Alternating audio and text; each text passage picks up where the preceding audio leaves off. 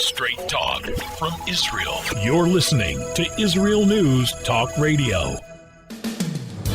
And now, here is Walter Bingham.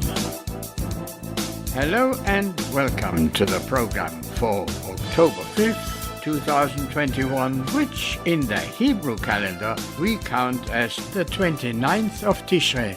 I am Walter Bingham and delighted to be your host again for this new year of 5782. As could be expected, the politics in Israel and indeed around the world are no better than they were last year, and the dreaded COVID is also still with us. The varying vaccination rules are causing discussion and arguments even among best friends. It is my view, if I may say so, that everyone should be vaccinated as per the instructions in your country. Therefore, I've had 3 so far. If, like the flu, against which I get a jab every autumn, COVID is here to stay and regular annual vaccinations are advisable, then I shall have them, and so far, by the grace of God, I am very healthy. Now to the program. Today I shall comment on our Foreign Minister Yair Lapid's mistaken ideas how to defeat Hamas, the terrorist regime in the Gaza Strip. Also in the program is an assessment of tactical errors made by different countries' leaders, which subsequently led to regrets. I also suggest how we can end the regular tit-for-tat strikes that characterize our relations with Hamas. Now that several months have passed since the last general election, the government feels that the dust has settled and their pretense is no longer necessary.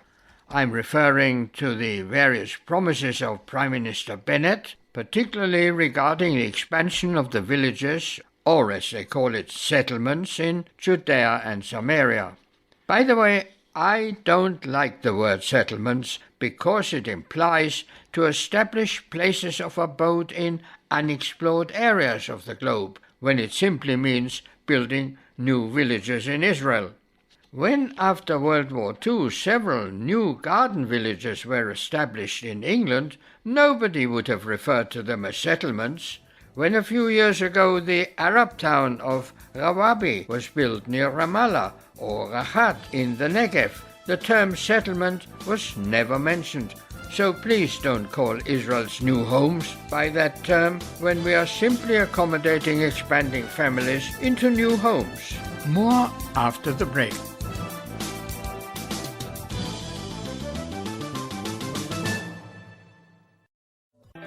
The return of the Jewish people to the land of Israel was prophesied in the Bible thousands of years ago and is coming true today. Shalom. Join me, Josh Wander, on Israel Unplugged. Listen in as we delve into the spiritual and physical aspects of the Jewish return to Zion. We'll discuss the biblically mandated, historic, and of course practical understandings of this incredible transition from exile to redemption. That's Israel Unplugged, every Monday on IsraelNewsTalkRadio.com. And now, here is Walter Bingham. So please don't call us settlers when we are simply building homes in our own country. So would you call me a settler because I settled down in Jerusalem? Now back to the government's failed promises. Noam A. Rotem summed it up in his piece in the Times of Israel of June the 7th this year. Quote, multiple times in his appearance on peak-rated news shows, Naftali Bennett ran on the promise and ticket that he would never join a government led by Yair Lapid. In his words, neither in rotation nor mutation. Moreover, prior to the elections, Bennett blamed Lapid as a very divisive figure, but when later asked why he's going into this coalition with him, he gave unifying as the reason. Prior to the election, Bennett said he'll need 20 seats to be able to take the leadership and that 15 would not be enough. Later, his numbers started to tumble. and when asked if he would be Prime Minister leading a party of 10 seats, he emphatically answered, "That's not democratic to be Prime Minister with a party of only 10 seats." In the event, he got 6. According to Rotem, even after the elections, Bennett said he wouldn't sit with Labour as they don't support a Jewish and democratic nation state. He also said that he certainly not sit with Meretz, who supported the ICC, the International Criminal Court's probe against Israel. Today, both those parties are his coalition partners. And the same goes for the Arab Ra'am Party, a local branch of the Muslim Brotherhood movement. Now he is falling over backwards to do their bidding. Anything to be Prime Minister. Bennett cancelled a scheduled visit to the Arab city of el-Fahm at the request of the Ram Party leader. It was postponed so as not to upset the local Shaheed Day, the Martyrs' Day commemoration. Our Prime Minister Naftali Bennett bowed to the terrorist event. How much lower can he sink? Now a word about Bennett's recent trip to speak at the UN General Assembly. According to reports, the hall was half empty, showing that he has a long way to go for world recognition. He is no Netanyahu. He wasted this precious opportunity to make it clear that it is not Israel that prevents the achievements of a peaceful settlement with our Palestinian Arab neighbors, but their current leadership who refuse any accord unless it is on their conditions. This is some of what the chairman of the Palestinian Authority, Mahmoud Abbas, also known as Abu Mazen, threatened in his speech to the United Nations this week. If Israel does not withdraw from the West Bank, Gaza and East Jerusalem within 1 year, the Palestinians will rescind the recognition of Israel. Quote, "If this is not achieved, why maintain recognition of Israel based on the 1967 borders? Why maintain this recognition?" Abbas asked, and accused Israel of imposing apartheid on Palestinians. Abbas knows full well the meaning of apartheid, but in true Goebbels fashion, he also knows that if he uses that term enough, it'll stick. Of course, we've heard all that many times before, and Abbas knows well that he can only reign with the protection of Israel. Back to Bennett's address at the United Nations. He was also not forceful enough on the Iran nuclear issue. What he did stress more than once was how wonderful he manages Israel's COVID. As the Jerusalem Post leader says, that is for domestic consumption, and for that he did not have to travel to New York. Also while there, he visited only the Orthodox synagogue where he got married, a missed opportunity to meet with the Reform congregations who feel alienated from Israel and act accordingly. This trip was more about Naftali Bennett than about the state of Israel. As for Foreign Minister Lapid's new plan for stabilizing relations between Israel and the Hamas-ruled Gaza Strip, he is either living in Cloud-Cuckoo-Land or he's really prepared to sell the country's silver for false promises, as Biden and his Secretary of State did in Afghanistan.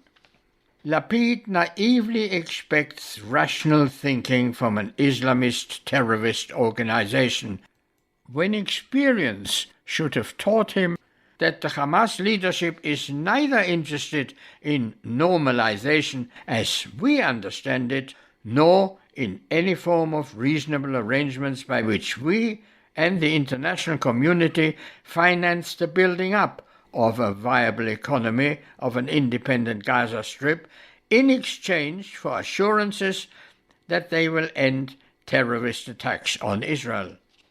A case in point illustrating their concept of normalization, they recently demanded the release of 1,011 terrorists held in Israeli prisons, as well as all Arab women, in exchange for the bodies of Owen Shaul and Hadar Goldin, and the release of Avner Mengistu and Hisham Sayed. Well, dear listeners, you know what a fanatic dictatorship's assurances are worth. Just think of Chamberlain's triumphant return from Munich, waving a piece of paper signed by Hitler Yamach Shemoy to the effect, among others, that he has no further territorial demands. After Britain allowed Hitler to occupy a part of Czechoslovakia, and soon thereafter he took the whole of that country and then attacked Poland. So go and trust a dictatorship. If Lapid were to become Prime Minister in 18 months, as is the arrangement, he would offer our silver to the perpetrators of terrorism to assure his legacy, which I would consider treacherous. He wants to permit the construction of a transportation link across Israel, connecting the Gaza Strip with the Palestinian Authority in Judea and Samaria, as well as allowing a port to be built in Gaza. Can you imagine the consequences of that? Firstly, it would be the cornerstone for an Arab state in the heartland of Israel. And secondly, it would allow the terrorists to import and bring in whatever and whomever they like. Lapid's plan, which he called Economy for Security, is nothing more than a rehash of what has been suggested in different forms in the past and failed. Nothing new, the same plan differently dressed up. Remember Einstein's dictum. So while he rejects the status quo that generates regular rocket attacks from Gaza and occasional border skirmishes, he really has no answer to the refusals of Hamas for any viable peace. His suggestions are just another pile of paper that will end up in the dustbin of history. There is no need, Mr. Lapid, to tell the people of Gaza that their current regime will never lead to an improvement of their living standard. They know it full well, but as in any dictatorial country, they are so strictly controlled, with listening ears in every area, street, and even building, that it is impossible for them to organize a protest or even just express their opinion, because any such action means execution. Yair Lapid's ambition to be the one to bring peace to that sector is distorting his horizon, and unfortunately there is no vaccine that will immunize him against the politics of self-aggrandizement.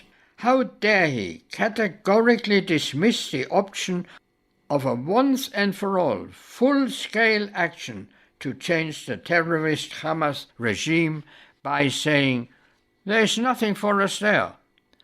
What about ending the constant tit-for-tat that affects the quality of life of our southern residents?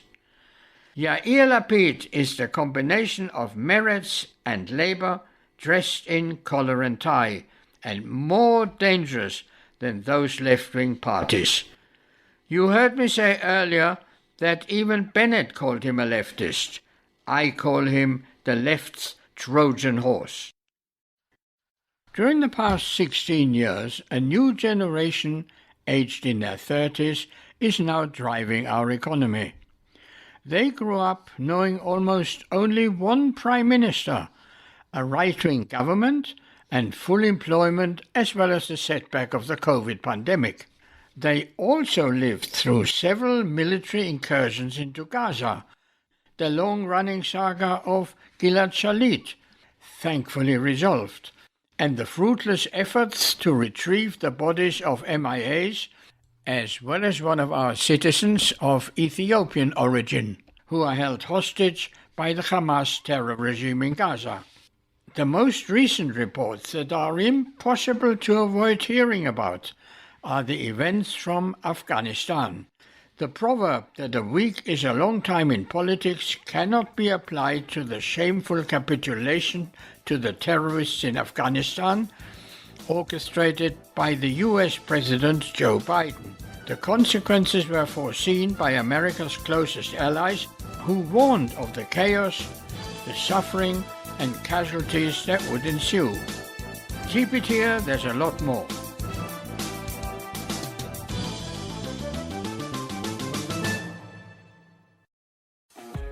Hi, I'm Steve Miller. And I'm Matt Zucker. Join us for Lighten Up, where we take a look at the week's current events in Israel and from around the Jewish world through a humorous lens. If you've been paying attention during these crazy times, you know that it's a challenge to parody life anymore. But join Steve and I as we give it the old college try. Not only is being happy an obligation, but life is just too short to take it all so seriously. So join me, Steve Miller. And me, Matt Zucker. For Lighten Up every Monday morning at 10 a.m. Eastern Standard Time, 5 p.m. Israel, only on IsraelNewsTalkRadio.com. And now, here is Walter Bingham. The proverb that a week is a long time in politics cannot be applied to the shameful capitulation to the terrorists in Afghanistan, orchestrated by the US President Joe Biden. The consequences were foreseen by America's closest allies, who warned of the chaos, the suffering, and casualties that would ensue. But it was Biden's stubbornness that made that forecast into reality by insisting to reverse the orderly withdrawal timetable that had been planned by his predecessor Donald Trump. Biden's actions have clearly shown that he is totally unsuited to be commander-in-chief. He has never served in any military capacity, but received 5 deferrals as a student, and hence has never had to make any military tactical decisions, even at a micro level. That's why 20 years of U.S. efforts to build the Islamic Republic in Afghanistan into a Western democracy ended in disaster. But sometimes even generals make mistakes. Following the German invasion of Poland in 1939, neither Britain nor France took any military action. An attack on the Germans at that time would have severely weakened them, firstly because they would have had to fight on 2 fronts, and secondly, at the beginning of the war, their military hardware was not yet sufficiently developed. The war might have been considerably shortened. Israel also had its share of costly mistakes made by the leadership, like leading the Israel Defense Forces twice into the quagmire that is Lebanon. Yet today, the radical Hezbollah terrorist organization is pulling the strings of the legitimate Lebanese government and is poised to discharge thousands of rockets toward Israel. That subject could take up more space than I have available. I want to deal with what are arguably the biggest and most hurtful mistakes Israel made, conducted by a veteran commander of Israel's War of Independence and successful general in subsequent wars, Ariel Sharon. During his service as Israel's Minister of Defense, he caused an international incident in 1982 during the IDF's operation in Lebanon, Peace for Galilee, by his apparent acquiescence to the massacre in the Sabri and Shatila Palestinian Arab refugee camps carried out by the Maronite Christian group of the Lebanese army, which cost the lives of hundreds, some estimate thousands. Interestingly, the late Yitzhak Rabin has called Sharon the greatest field commander in our history. It is not unusual that generations learn of the consequences that prevail following historic events, but are not aware what caused them. That's the case about the conflict in Gaza. So let me set out why we are enduring continuous attacks from this small strip of land and how it can be stopped. It has now been accepted, and not only by the political right wing, but countrywide, that the unilateral withdrawal in 2005 of 21 Israeli towns and villages from within the Gaza Strip, ordered by Prime Minister Sharon, was his most serious tactical and costly miscalculation. Prior to the disengagement, its official term, the following results have been calculated. 42 daycare centers, 36 kindergartens, 7 elementary schools and 3 high schools will be closed. 5,000 school children will need to find new schools. 38 synagogues will be dismantled. 166 Israeli farmers will lose their livelihood, plus some 5,000 of their Palestinian workers. 48 graves in the Gush Katif cemetery, including those of 6 residents murdered by terrorists, will be exhumed and moved to Israel. The total cost of the operation was estimated at $2 billion, including $1 billion for family relocation, about 3.5% of the 2005 state budget. In addition, the IDF will spend some $500 million to remove military bases and equipment from the Gaza Strip.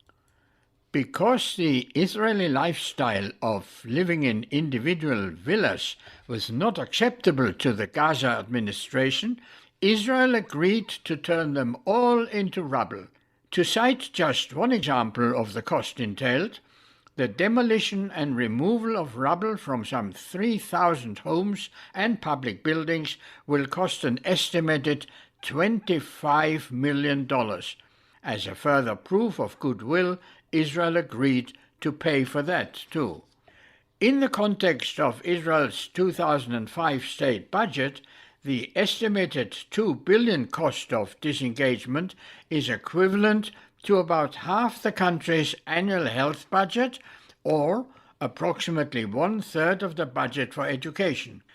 As is usually the case, it can be assumed that the final figures were appreciably higher than the estimates. The reason given for the disengagement and its massive disruption of the lives of 8,500 Jewish inhabitants and the incalculable financial loss was the plan to improve Israel's security and international status in the absence of peace negotiations with the Palestinians. It was envisaged that the PA, the Palestinian Authority, who was at that time in political control of the Strip, would take the opportunity to take advantage and further develop the agriculture as well as the horticulture in greenhouses left behind intact by Israel. Was it worth it? What Israel received in return is being continually felt to this day, 16 years later. Resulting from a violent power struggle in Gaza between Fatah, supported by the PA, and Hamas, who subsequently won the 2006 election, Hamas took control of the 365 square kilometers of the Gaza Strip. None of the anticipated development in Gaza took place, and the foreign aid, as well as the metal salvaged from destroyed greenhouses and other structures, was used to build an arsenal of rockets.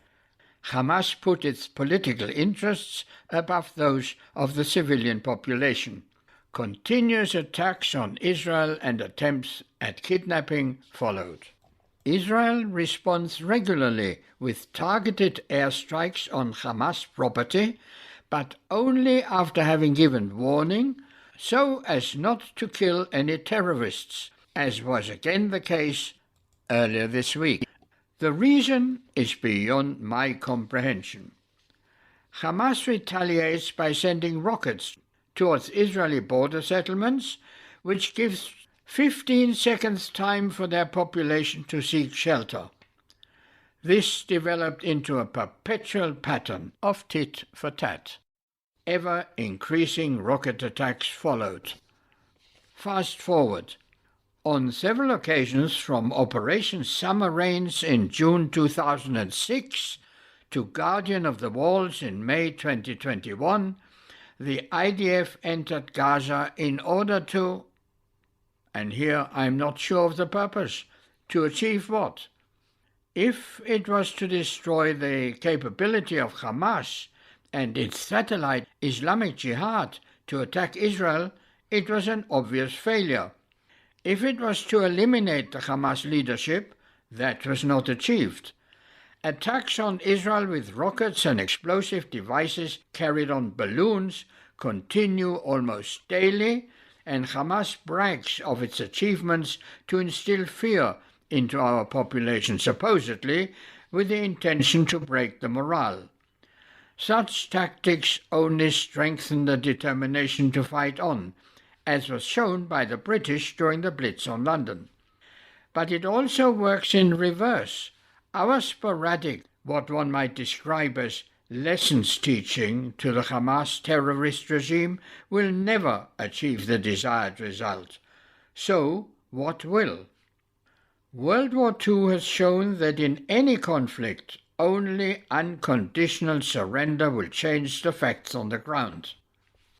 Once that is achieved, it must be followed by a judicial process to show to the Gazan inhabitants that they have followed a leadership that enriched itself at their expense, that the international aid to alleviate their hardship was diverted to manufacturing rockets, and that this policy literally backfired on the people of Gaza.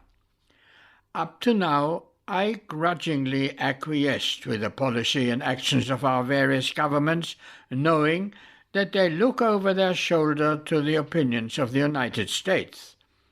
The time has now come to ignore the American assurances of standing by Israel and be prepared to go it alone. I am not advocating this step lightly, but believe that Israel must make such provisions in case it becomes necessary.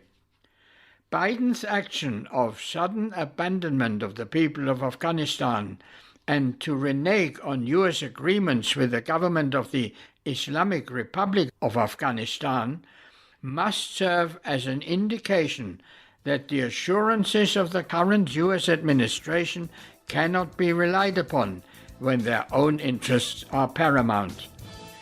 Israel is not the only country in this situation. South Korea and Taiwan also feel insecure following the abandonment of one of America's allies. This continues after the break.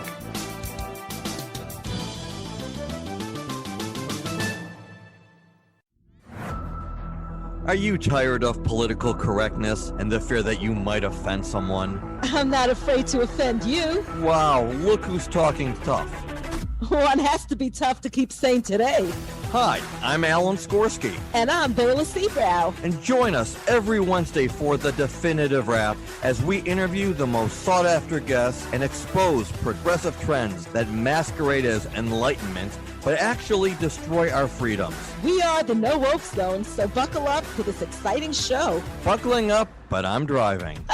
Sure, you can drive, but I'm the navigator. Tune in for The No Nonsense, The Definitive Wrap Show, every Wednesday on Israel News Talk Radio. And now, here is Walter Bingham. Israel is not the only country in this situation. South Korea and Taiwan also feel insecure following the abandonment of one of America's allies. Hamas in Gaza is jubilant about the American defeat and views it as weakening Israel. We can therefore expect a renewed barrage of rockets. If Israel responds in the usual manner of attacking a few buildings in Gaza housing Hamas offices, perhaps even warning other tenants, which will of course also allow Hamas to evacuate, We are leaving the task of eliminating the Hamas regime to our grandchildren. Should that be our policy? Or is it incumbent upon us to build a secure Jewish homeland for future generations? I doubt if any listener would not answer that question in the affirmative, regardless of their political affiliation. The U.S. action in Afghanistan has shown that any reliance on America is unreliable. So how should we deal with Hamas? Obviously another attack. But it is a well-known joke that if you ask a Jew a question, he will retort with one of his own, and I expect to hear, "What about the innocent civilians?" Well, I believe that most of them work for Hamas. Others crowded onto roofs to protect Hamas's buildings covering attack tunnels, and the youth regularly attacked the border fence. Only last week a soldier was shot in the head at close range, and this week he died. May his memory serve as a blessing. The only way to put a stop to the terrorism from Hamas is for a strong force to enter Gaza with the intention to take out the leadership. That should happen after a comprehensive softening up from the air. Destroy all properties covering known tunnel entrances and weapon storage, even if there is collateral damage. Then remain there until satisfied that Hamas is incapacitated. That must be followed by a military government and a thorough vetting of all civilians to be employed by it. Only when full order is restored and the area functions normally can a civil administration be installed in the Strip. Overall security, like airspace and seaports, must remain under Israeli control. During and after this operation, Israel must ensure adequate supply of goods and full services to show the population our intentions to set up a peaceful administration that acts in the interests of the population. The alternative to total war and unconditional surrender is a continuance of unending rocket fire of increasing distance, border skirmishes, riots, balloons carrying incendiary devices, and the like. It is important to retain a strong force on our northern border, in case Hezbollah will try to exploit our preoccupation in Gaza. Having served 4 years in the British Army and having landed on the beaches of Normandy in 1944, I am fully aware that regrettably war causes unavoidable casualties. But don't we suffer casualties during the status quo? The Germans have a proverb translated, "Better an end with shock than shocks without end." It is now high time to act. Now another quick word about President Biden's America. In July, he denied that the Taliban would be able to take over Afghanistan after the U.S. withdrawal. With breathtaking naivety, he claimed their combat power was not even close to that of the Afghan military, and that the Kabul government is capable of holding the country. Since then, the Taliban have taken over the whole country, and the Afghan security forces have collapsed before them. Biden has dissipated America's honor and presided over the greatest humiliation for America and the West in many decades. In ultra-Orthodox Jewish circles, the belief is that when a great leader passes on, his influence will increase manifold. Bin Laden is dead, but his philosophy lives on ever larger. Beijing and Moscow will be emboldened by this show of American weakness, and countries which the US had hoped to entice into the Western sphere and away from authoritarian regimes will see the US as fair-weather allies and the authoritarians as more dependable partners. In an article in the Jerusalem Post of May 31st this year, I wrote about the then forthcoming election for the next president of Israel. Here are some of the sentences I said. The presidency is a largely ceremonial position, wielding little real power and should ideally not be held by a former politician. Isaac Herzog, who is a former chairman of the Labour Party and currently chairman of the Jewish Agency, is thought to be the choice of the Knesset and the front runner. The Israeli public is far more politically informed and intelligent than our politicians believe them to be, or indeed would prefer them to be. Israelis don't believe that another career politician should be their president. Politicians live in a world spiked with personal animosities and schemes to impose damage on their political opponents. Not exactly the qualities needed in our state president. In the event, I was wrong, and Isaac Herzog was elected by a large majority to be our president for the next 7 years. Since then, I've had several opportunities to observe the president interacting with ordinary people on various special occasions at his residence and also in my brief conversation with him. I found him to be a man of the people, without airs and graces and easily accessible. As a result, I changed my mind and fully supported his presidency, convinced that he has left politics behind when he moved into the presidential residence. Then, as if a bolt out of nowhere, came President Herzog's congratulatory message to former U.S. President Jimmy Carter on his forthcoming 97th birthday. Apart from Carter's role in the Camp David Accords that brought about what became the Cold Peace with Egypt, his opportunity to be remembered for something positive, his policy towards Israel bordered on the hostile. Here is how Shmuley Boteach describes Carter's view of U.S.-Israeli relations. Due to powerful political, economic, and religious forces in the U.S., Israeli government decisions are rarely questioned or condemned. Voices from Jerusalem dominate our media. Or, while Israel, the apartheid state, cannot be trusted, Carter told the Today Show, the party that can be trusted is Hamas. In 2006, the former leader of the free world said that Israel's policies in the West Bank were worse than apartheid South Africa. Carter praised almost every foreign dictator of his time.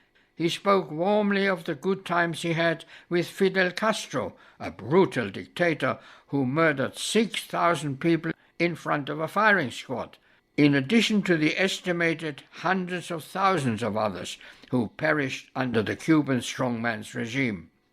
Of North Korean dictator Kim Il-sung, Carter said, "I find him to be vigorous, intelligent, and in charge of the decisions about his country. I don't see that they are an outlaw nation." This is the Korean dictator who starved to death about 3 million of his own people. Alan Dershowitz wrote about Carter. Recent disclosures of Carter's extensive financial connections to Arab oil money, particularly from Saudi Arabia, had deeply shaken my belief in his integrity. When I was first told that he received a monetary reward in the name of Sheikh Zayed bin Sultan Al Nahyan and kept the money even after Harvard returned money from the same source because of its anti-Semitic history, I simply did not believe it. How could a man of such apparent integrity enrich himself with dirty money from so dirty a source? The Zayed Center for Coordination and Follow-up, a think tank funded by that sheikh and run by his son, hosted speakers who called Jews the enemies of all nations, attributed the assassination of John Kennedy to Israel and the Mossad, and the 9/11 attacks to the United States' own military and stated that the Holocaust was a fable. To their credit, Harvard turned the money back. To his discredit, Carter did not. What were you thinking of, dear President Herzog, when you picked up the telephone to congratulate the most ineffective U.S. president of all time who was willing to do anything for a price?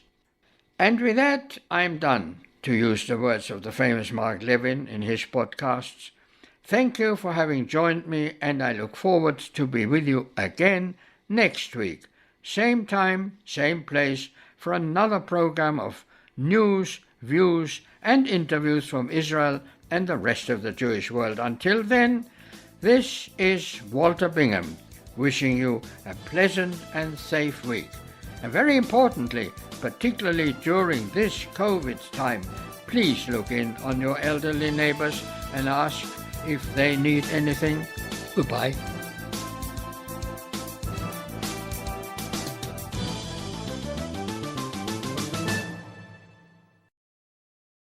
If you love Israel News Talk Radio, then you'll love our Facebook page. We keep you up to date on what's happening in Israel, plus little surprise treasures that we don't share on the radio. Go now to follow us on Facebook. Just look for the Israel News Talk Radio Facebook page, and don't forget to subscribe and follow us by clicking on the like button. We post great stuff there that you'll want to share. Israel News Talk Radio on Facebook and Israel News Radio on Twitter. If you're hearing this message, everyone else can too. Advertise with Israel News Talk Radio and get your message out to people. We'll build a personalized package for you. Contact advertising at israelnewstalkradio.com. Straight talk from Israel. You're listening to Israel News Talk Radio. Hey, this is Jake in Anchorage, Alaska, and I love listening to all the super interesting interviews and up-to-date information on what's happening in Israel. Hello, this is Anna King, originally from London, now living in Israel. And what can I say? Israel News Talk Radio is my cup of tea. My name is Bhaskar. I'm from India, and I love listening because you get to know the truth and wonderful voices from this lovely country. Mom! Okay, wait a minute. Hi, this is Chava Dax, and I'm calling for the rolling hills of Malay Adumim, just north of Jerusalem. I always listen to Israel News Talk Radio to get all the latest news and commentary and to keep me up to date every day. This is Sarah Dax from Malay Adumim, and I'm 12. I wish Israel News Talk Radio was boring so my mom wouldn't listen to it all the time. Mom! You're listening to Israel News Talk Radio. News, opinion, and more. You're listening to Israel News Talk Radio.